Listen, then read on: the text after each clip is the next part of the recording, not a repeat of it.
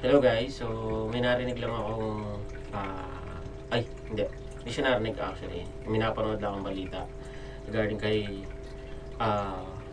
idol natin, kay Norman Mangusing. So ito na yata yung sinasabi ni Boss MG na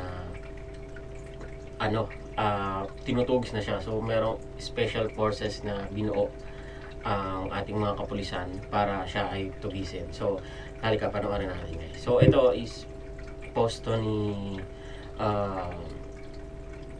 FG, ni Food Genius. So panoorin natin. Tiniyak ng National Police Commission ang NAPOLCOM na seryoso ang kanilang hakbang sa pagpugis sa lahat ng kasong kinahaharap ng vlogger na si Norman Mangusing na mas kilala bilang si Francis Leo Marcos sa iba't ibang korte sa bansa. Ayon sa ahensya, hindi sila ititigil hanggat hindi napapanagot ang sino mang gumagawa ng katatawanan sa hanin ng pulisya.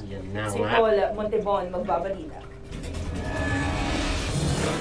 Sa isang pahayag, sinabi ni NAPOLCOM Vice Chairperson at Executive Officer Ralph Calinisan na nagpadala na sila ng mga team upang alamin ang estado ng mga kasong isinampa laban sa vlogger na si Norman Mangusing. Kabilang sa mga lugar na binabantayan ay ang mga korte sa Baguio, Caloocan, Pampanga, Maynila, Quezon City at Makati. Ayon kay Calinisan, no stone left unturned sila sa pagsisiyasat sa lahat ng anggulo upang matiyak na maipatutupad ang batas. Diin ng opisyal, hindi nila hahayaang gawing katatawanan ang Philippine National Police o ang PNP ng mga clout chaser.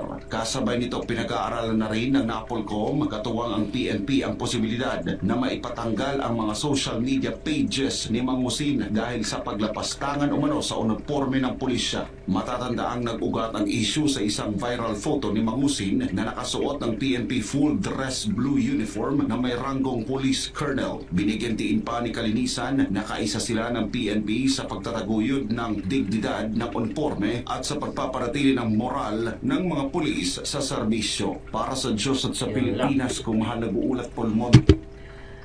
So diba, ayun yun, hindi ko alam kung paano ngayon tululusutan ni Norman Mangusing, so ni FLM.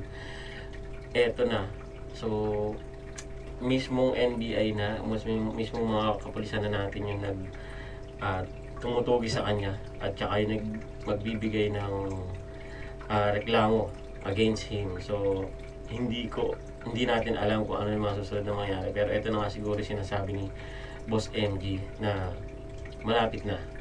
So yun lang guys, update tayo dito. Tututukan ko din tong kaso ni Mangusing. Yun lang guys.